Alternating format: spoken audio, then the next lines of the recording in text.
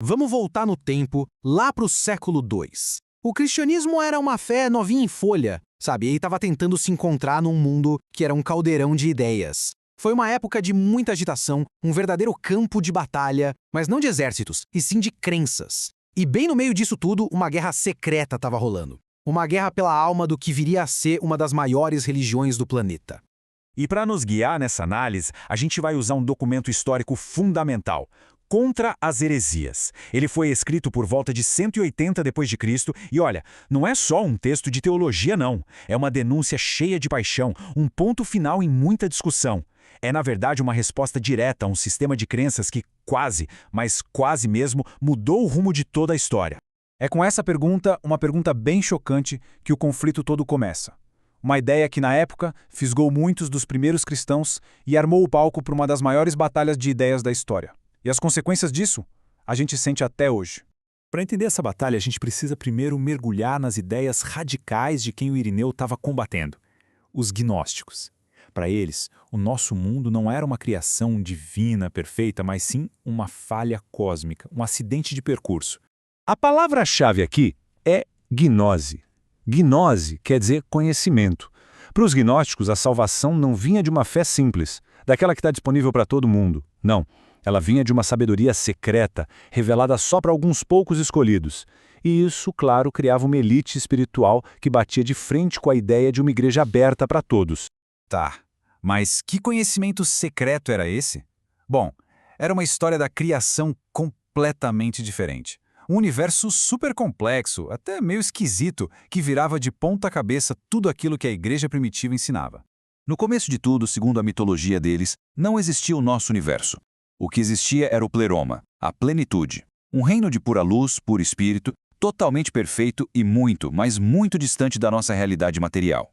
E quem morava nesse tal de pleroma? Os éons. Pensa neles como emanações do Deus Pai original, o abismo. Eram 30 no total, e nasciam em pares perfeitos, tipo mente com verdade e a palavra com a vida. Agora, a parte interessante é como tudo deu errado. A harmonia perfeita do pleroma foi para o espaço por causa de Sofia, a sabedoria. Ela teve um desejo de conhecer o incognoscível, e essa paixão acabou gerando algo imperfeito, uma emoção que não tinha lugar ali. E essa paixão, essa emoção crua, foi expulsa do pleroma. E é aqui que a história fica ainda mais radical. Das paixões que foram exiladas de Sofia, nasceu uma nova criatura, o demiurgo. Um tipo de artesão que, sem ter a menor ideia da existência do pleroma lá em cima, pegou a matéria caótica e criou o nosso mundo, achando, todo arrogante, que ele era o Deus Supremo. Para os gnósticos, o Deus do Antigo Testamento não era o Pai Supremo, e sim esse Criador inferior e ignorante. Uma ideia que, convenhamos, redefinia tudo. E esse slide aqui mostra bem como eles viam o nosso mundo. Ele não foi feito por um Deus amoroso, não. Foi um subproduto de emoções divinas negativas. As lágrimas da paixão de Sofia, por exemplo, viraram os oceanos. O riso dela virou a luz. O nosso próprio corpo veio da tristeza e do medo dela. Para eles, o mundo físico era basicamente uma prisão nascida do sofrimento. De acordo com essa visão de mundo, a humanidade estava dividida em 3 categorias e já era tudo predeterminado, sabe? Os ílicos, que eram puramente materiais, já estavam condenados. Os psíquicos, que para eles eram os cristãos comuns, podiam até alcançar uma salvação, mas uma salvação inferior. E por último, os pneumáticos, os espirituais, que eram os próprios gnósticos. Eles tinham a centelha divina e já estavam destinados à salvação. Bom, diante dessas ideias que estavam se espalhando que nem fogo, a igreja primitiva precisava de uma resposta. E essa resposta veio na forma de um homem, Irineu de Leão. A autoridade do Irineu vinha de uma conexão muito direta com os apóstolos.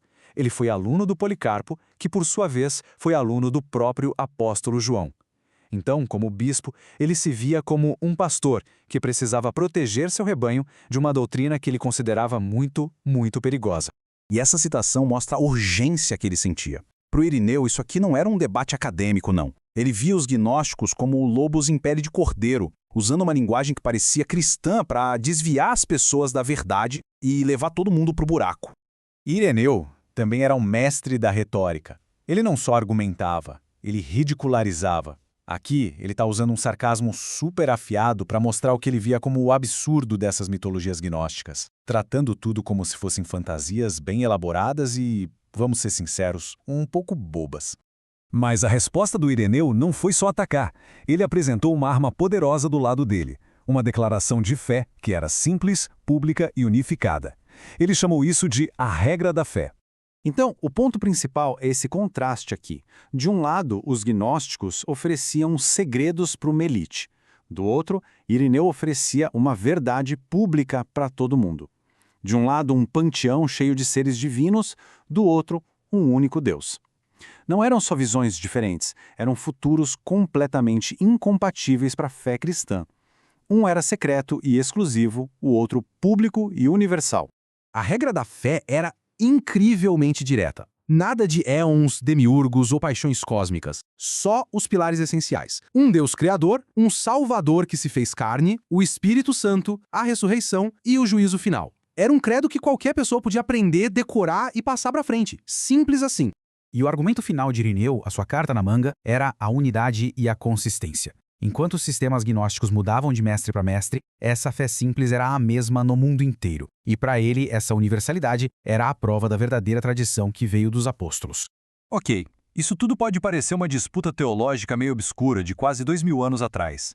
Mas as consequências dessa batalha moldaram o cristianismo do jeito que a gente conhece hoje. Vamos ver o legado que essa luta deixou. A vitória da regra da fé sobre a gnose secreta foi decisiva. Foi ela que estabeleceu as bases do que, mais tarde, viria a ser o Credo Niceno. Ajudou a Igreja a decidir quais livros deveriam entrar na Bíblia, chutando para fora os textos gnósticos. Afirmou que o mundo físico não é uma prisão, mas sim uma criação boa. E, claro, fortaleceu a ideia de uma Igreja unificada. E, no fim, essa guerra antiga pela alma de uma religião nos deixa com uma pergunta que nunca sai de moda. A história do Ireneu e dos gnósticos não é só sobre o passado, não. É sobre como qualquer grupo, seja religioso, político ou social, define no que acredita, onde traça a linha e decide quem está dentro e quem está fora.